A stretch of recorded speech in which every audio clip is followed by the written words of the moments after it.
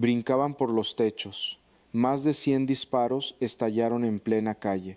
Una guerra en vivo, una zona sitiada y uno de los operativos más letales del año a solo horas de que terminara. San Pedro, Sindicatura de Navolato, Sinaloa. 5 de la tarde. La tierra olía a pólvora y el cielo se cubría de helicópteros. Lo que empezó como una denuncia anónima al 089 terminó en un tiroteo de alto calibre que dejó 3 cuerpos tendidos, 6 detenidos y un arsenal de guerra asegurado. Una casa, una ubicación precisa, una emboscada fallida. Cuando los primeros elementos del Grupo de Operaciones Especiales Sinaloa Goes llegaron al lugar, fueron recibidos con fuego. Fuego real, fuego directo. Del interior salieron los primeros disparos. Después los agresores intentaron escapar por los techos. Saltaban de azotea en azotea buscando una vía de escape, pero desde arriba quedaron expuestos y ahí cayeron. El saldo fue brutal. 3 civiles abatidos o 6 detenidos con vida, 13 armas largas, entre ellas 12 AK-47 y una M4, 3 ametralladoras, más de 1,700 cartuchos útiles, calibre 7.62, 225 cartuchos, calibre 5.56, 10 chalecos tácticos, 21 pastillas con características similares al fentanilo, 3 vehículos, uno con reporte de robo, una motocicleta y entre los rostros detenidos los nombres comenzaron a circular como pólvora. Joaquín Io y Jair Osvaldo Io, identificados por fuentes cercanas a la investigación.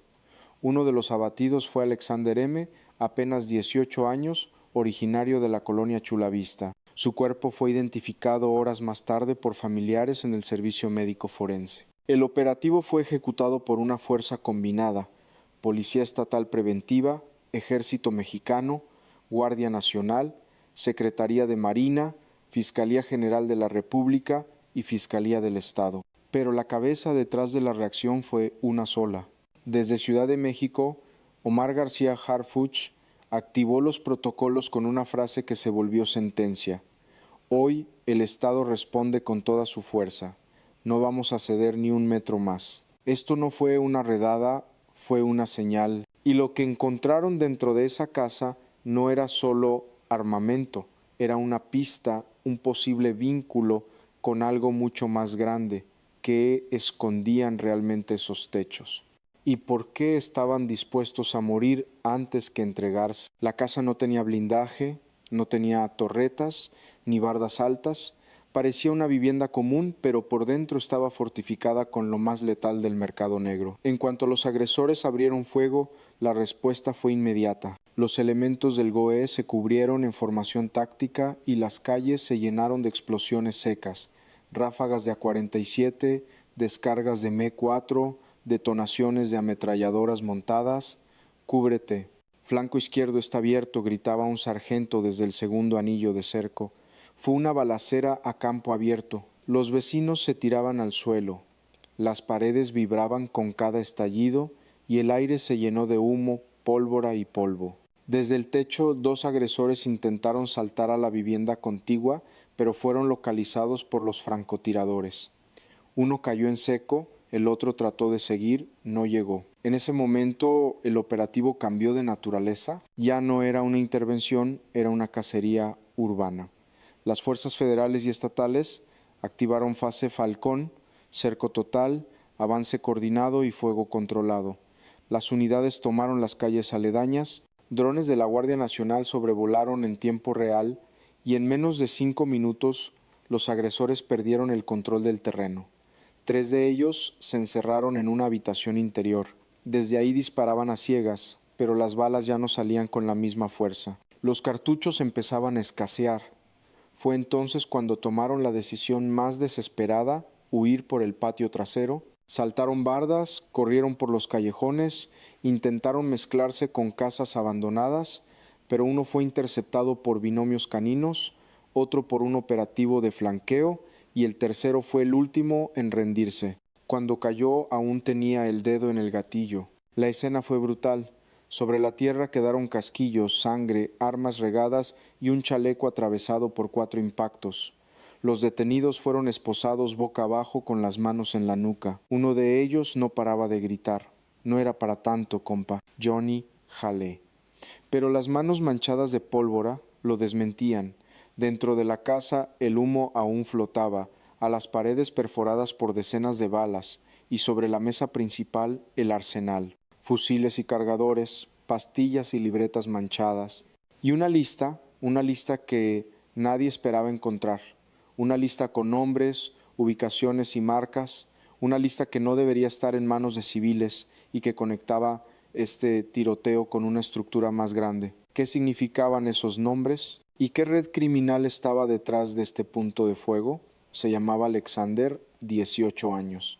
Vivía en la colonia Chulavista, a menos de 15 minutos del lugar donde cayó. Era el mayor de 3 hermanos, y hace apenas un mes había subido una foto con su madre en Navidad.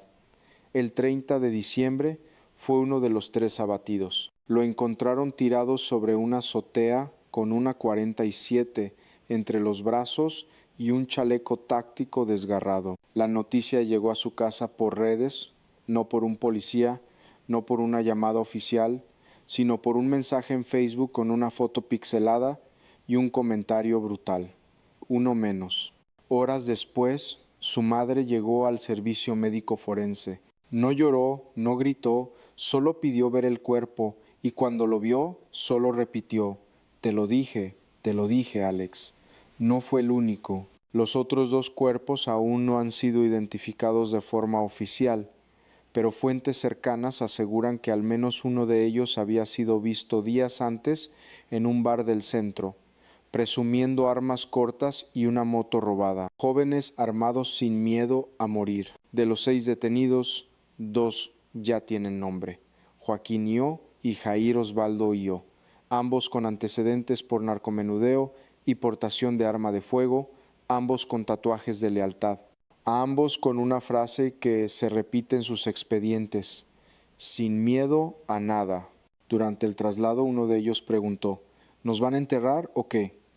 La respuesta fue simple: número, esta vez van a hablar. Los peritos ya trabajan en cruzar sus huellas con bases de datos federales y todo indica que esta célula no operaba sola. Recibía órdenes, recibía armas y muy posiblemente recibía pagos por ejecutar tareas específicas.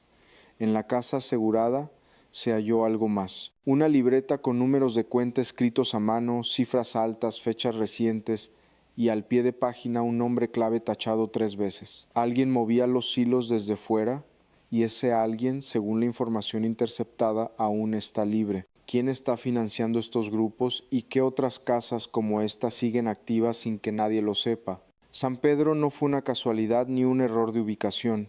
Fue un punto estratégico a solo 20 minutos de Culiacán, rodeado de caminos de terracería, brechas agrícolas y salidas que conectan con la costa y la Sierra Madre, una tierra fértil para desaparecer. Durante los últimos meses, inteligencia estatal había detectado un patrón inquietante: casas aparentemente normales utilizadas como bodegas tácticas por células itinerantes del crimen organizado, ubicaciones sin cámaras, sin vecinos conflictivos, sin atención mediática, perfectas para esconder armas, droga y personas.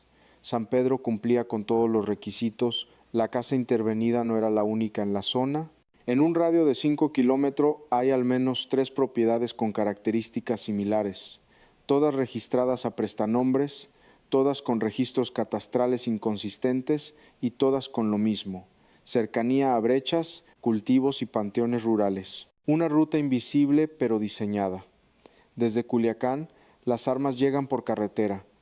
De ahí se dispersan en células pequeñas hacia sindicaturas como San Pedro, Villa Juárez o Aguarut. Cada punto sirve como almacén temporal y la droga, en este caso presunto fentanilo, sigue una lógica inversa. Se produce o recibe en puntos aislados y se concentra en estos domicilios para su empaquetado y transporte. La estructura es clara: uno da la orden, otro guarda, un tercero distribuye, y Los últimos protegen el punto como Alexander, como Joaquín, como Jair. Los pagos se hacen en efectivo o mediante transferencias pequeñas con cuentas rotativas. Una libreta encontrada en el lugar lo confirma. Más de 30 referencias bancarias anotadas a mano con cantidades que van de los 5,000 a los 150,000 pesos. Pero hay algo más. Los chalecos tácticos decomisados tienen bordado un símbolo que ya ha aparecido antes, una letra, una inicial y un número, marcaje interno, identificación de célula. Eso cambia todo porque implica pertenencia, jerarquía y una posible conexión con estructuras mayores. Ya no se trata de narcomenudeo ni de delincuentes comunes. Se trata de una operación en cadena. Y según datos cruzados con capturas anteriores en Sinaloa, todo apunta a una nueva reconfiguración criminal. Una generación más joven, más móvil y más dispuesta a incendiar todo antes de entregarse. Y la pregunta que ahora se hacen las autoridades es la más grave de todas. ¿Cuántas casas como esta ya están listas para activarse en otras ciudades del país? Cuando los peritos entraron por completo al domicilio asegurado, el tiroteo ya había cesado. El ambiente era irrespirable. El aire cargado de pólvora y sudor viejo, el suelo pegajoso por la mezcla de sangre y polvo, y en el centro de la sala un bulto cubierto por una lona negra. Al principio pensaron que era más equipo táctico, otro fusil, un paquete de droga, pero cuando levantaron la lona, el hallazgo dejó a todos en silencio. Era una caja fuerte, cerrada, empotrada al piso, con signos de haber sido manipulada hace poco. Trajeron herramientas, la forzaron y lo que había dentro partió la investigación en dos. Un disco duro externo, 4 teléfonos celulares sin chip, un pasaporte con una identidad falsa y un cuaderno forrado con cinta negra. Ese cuaderno de tamaño pequeño no tenía portada, pero en su primera hoja escrita con tinta roja, una sola palabra: rotación. Las páginas siguientes eran un mapa logístico, fechas y iniciales, ubicaciones, cantidades y algo más inquietante, una lista de puntos de rotación marcada con nombres en clave, entre ellos Navolato, Guamuchil, Mazatlán, Hermosillo y Ciudad de México, una red, una expansión, un plan en ejecución. Los especialistas en inteligencia empezaron a conectar datos y todo apuntaba que lo ocurrido en San Pedro no era un hecho aislado, era parte de una operación regional y esa casa era solo uno de varios nodos activos. Uno de los teléfonos fue encendido en modo forense. En su memoria interna se recuperaron 2 mensajes eliminados. Punto activado. Responden si hay contacto. El último lote se mueve mañana. Nadie sabe aún qué era el lote, pero lo que sí es claro es que alguien esperaba mover algo grande el 31 de diciembre. La caja también contenía una memoria USB y al ser revisada apareció un archivo de audio de menos de 30 segundos. Un fragmento con voz distorsionada. No dejen que hablen. Si los agarran, ya saben qué hacer. El rostro del crimen ya no es solo el de un joven armado, es el de una estructura que instruye, que paga, que borra y que en cada captura deja un rastro que apunta más alto. Y cuando el equipo de inteligencia leyó la última hoja del cuaderno, el nombre que apareció heló la sangre de todos. Un hombre que no debería estar ahí, un hombre con poder, un hombre que ahora está bajo vigilancia. El rostro del crimen ya no es solo el de un joven armado, es el de una estructura que instruye, que paga, que borra y que en cada captura deja un rastro que apunta más alto. Y cuando el equipo de inteligencia leyó la última hoja del cuaderno, un nombre sobresalía escrito con tinta negra subrayado 3 veces. El Barbas, un apodo conocido, temido, silenciado, presente en reportes de inteligencia desde hace más de una década, vinculado a traslados, ejecuciones y protección política. El Barbas no es un sicario, es un operador, un cerebro, y si su nombre aparece aquí, entonces lo que ocurrió en San Pedro es apenas la superficie. ¿Qué papel juega el Barbas en esta estructura y cuántos más están operando bajo su sombra? El cuaderno estaba sobre la mesa de análisis forense, la tinta ya seca, el apodo subrayado 3 veces y en la línea inferior un código escrito a mano: R12 Enero Costas. El Barbas, uno de los nombres más discretos, más escurridizos y más peligrosos del narcotráfico regional. Un operador invisible, un cerebro detrás de traslados, ajustes de cuentas y protección de células móviles. Su última mención oficial fue en 2017. Desde entonces, nada, ni órdenes activas, ni investigaciones abiertas, solo rumores. Hasta ahora, esa noche el informe cruzó pantallas y llegó directo a la oficina de Omar García Harfuch. Lo leyó una vez, luego otra, y su respuesta fue tan corta como tajante. Este no es un operativo local, es una señal nacional. Activen protocolo máximo. A las 03 horas del 31 de diciembre comenzó la fase siguiente. Cruce de llamadas y ubicaciones, revisión de placas vehiculares en todo Sinaloa, refuerzo de vigilancia en 3 municipios costeros y alerta directa a fiscalías de Baja California y Sonora. Porque si el Barbas había tocado tierra en San Pedro, entonces el corredor del norte estaba activado y no venía solo. Harfuch no improvisó, llegó con datos, con nombres, con ubicaciones posibles y patrones confirmados. Esto no es territorial, es logístico. Si no lo cerramos ya, no se estrella en enero.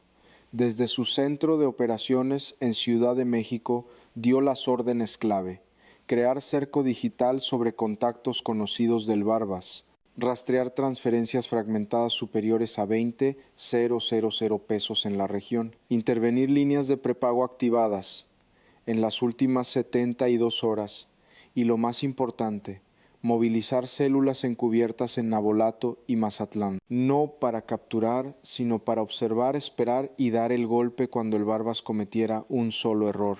En una videoconferencia de seguridad, Harfuch fue directo.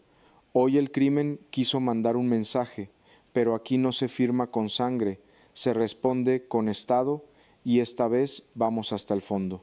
Esa frase rebotó en todas las fiscalías del país y en redes comenzó a circular con fuerza, porque cuando Harfuch habla, el crimen escucha y lo que vendría después no estaba en ningún informe. ¿Dónde se esconde el Barbas? ¿Y por qué volvió justo ahora, cuando el país baja la guardia para despedir el año? La calle Valentín Gómez Farías amaneció con silencio.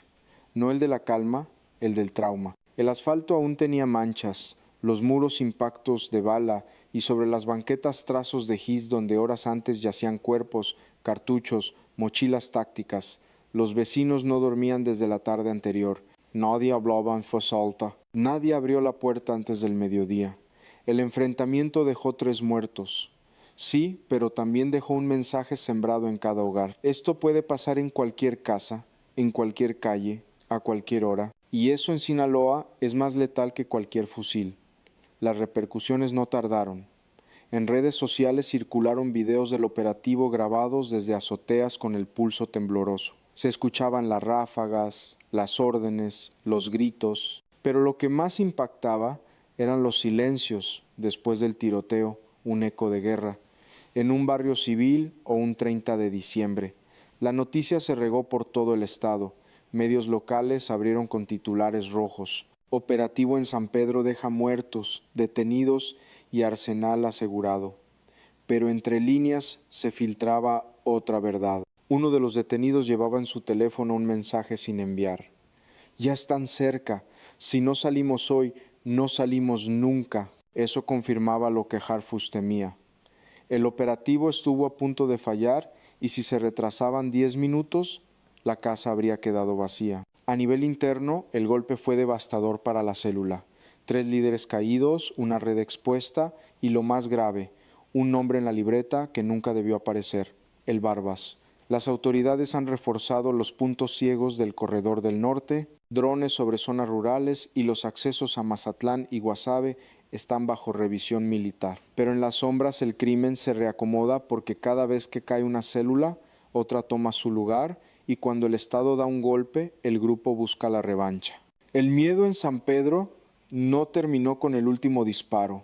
Sigue ahí en los ojos de quienes vieron todo, en las ventanas que ahora permanecen cerradas y en las preguntas que nadie quiere hacer en voz alta. ¿Cuántos más como Alexander hay esperando su turno? ¿Y cuántos Barbas siguen operando en silencio entre nosotros? La noticia cruzó estados en minutos. Operativo en Navolato deja 3 muertos y 6 detenidos, titularon los portales nacionales. pero los detalles se diluyeron en el ruido mediático de fin de año. Para muchos fue solo otra balacera en Sinaloa, otro número, otra nota roja más. Pero para quienes estuvieron ahí fue el infierno. Lo que ocurrió en San Pedro no fue un hecho aislado, fue el síntoma visible de una estructura profunda, financiada, armada y en expansión, un punto de fuego dentro de un mapa mucho más amplio. El nombre del Barbas en esa libreta fue solo la primera chispa. Desde su aparición, las alertas se encendieron en 5 entidades, se reactivaron carpetas dormidas, se cruzaron patrones de pagos y rutas logísticas. Y lo más delicado, se detectaron posibles nexos con estructuras políticas en la región norte del país. Harfuch lo dijo sin rodeos en una conferencia cerrada. Si no frenamos esta expansión ahora, en enero será demasiado tarde. Esto no es solo una célula, es un plan en marcha. La reacción pública fue inmediata. Cientos de usuarios exigieron respuestas más allá del operativo. ¿Quién protegía esa casa? ¿Cómo entró ese arsenal? ¿Y por qué un joven de 18 años estaba listo para morir o entregarse? La verdad incomoda porque revela algo que todos sospechamos, pero nadie quiere aceptar. No se necesita estar en un grupo para morir como si lo estuvieras. Solo basta vivir en la calle equivocada o no tener opciones. El operativo en San Pedro fue un éxito táctico. Se neutralizó una célula, se aseguraron armas, droga y documentos clave, pero el enemigo no desapareció. Cambió de nombre, de casa, de rostro, y mientras el país brindaba por un nuevo año en un cuarto oscuro de alguna otra sindicatura, otro Alexander se prueba un chaleco, carga un rifle y espera su turno, porque esto no termina aquí, solo cambia de forma y el conflicto sigue entre nosotros. ¿Cuánto más tenemos que normalizar la violencia antes de darnos cuenta de que ya la perdimos? M.